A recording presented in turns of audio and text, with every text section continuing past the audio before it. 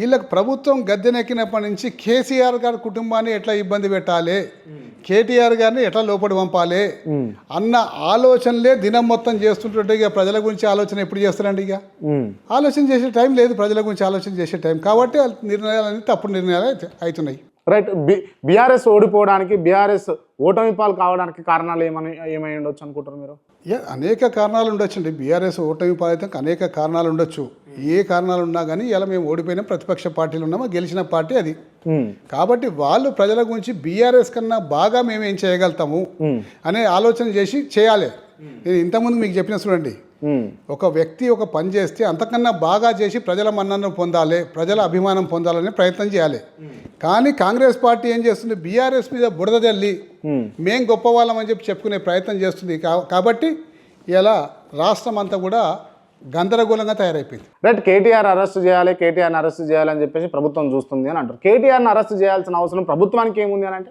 ఏముందంటే ఇప్పుడు చెప్పేగాండి నేను, మేము బీఆర్ఎస్ కన్నా మంచి పనులు చేసి ప్రజాభిమానం పొందాలని చెప్పేసి ఆ పార్టీ అనుకుంటలేదు.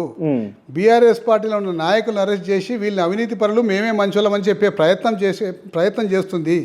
కాబట్టి వాళ్ళ టైం అంతా కూడా దాని మీదనే వాళ్ళ యొక్క మేధోమదనం చేస్తుంది. కాబట్టి సమయం అంతా కూడా ఆడనే వృధా చేస్తుండ్రు.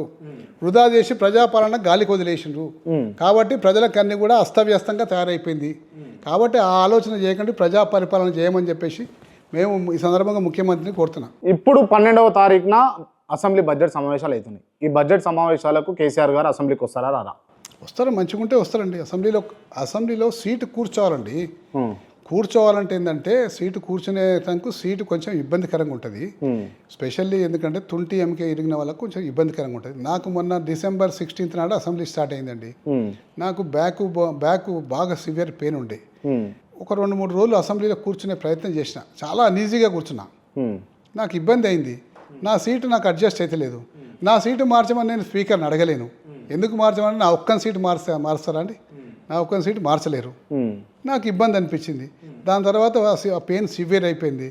జనవరి నెల మొత్తం February 20 దాకా సర్జరీ అయింది. ఆపరేషన్ చేసుకుని హాస్పిటల్లో ఉన్నా. కేసీఆర్ గారు కూడా ఏంటంటే ఆ తుంటి ఎముక వల్ల ఆ సీటు యొక్క కంఫర్ట్ ఉండకపోవడం వల్ల కొంచెం ఇబ్బంది అవుతున్న మాట వాస్తవమే. ఆ ఇబ్బంది అధిగమిస్తే ఖచ్చితంగా వస్తాడు.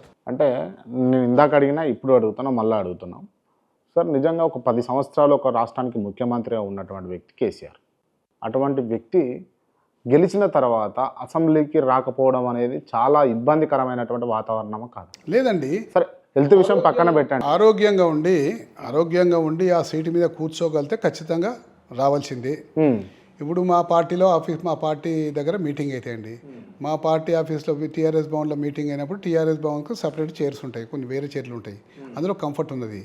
ఆయన అవసరం ఉన్నప్పుడు కాల్స్ ఆపుకోవచ్చు. ఇట్లా ఆ కాల్స్ ఆపుకుంటా కూడా కార్యకర్తలు మేమే సొంత పార్టీ మనుషులుగా మేమేం ఇబ్బందిగా ఫీల్ కాము. ఇబ్బందిగా మాకేం అనిపించదు.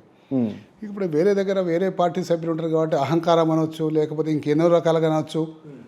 అది కూర్చునే పద్ధతి అని చెప్పి దాన్ని కూడా విమర్శించే అవకాశం ఉంటుంది. ఎందుకంటే ప్రతిదీ రాజకీయం చేయాలిగా కాంగ్రెస్ పార్టీకి. కాబట్టి ఇవన్నీ రకరకాలు అనవచ్చు.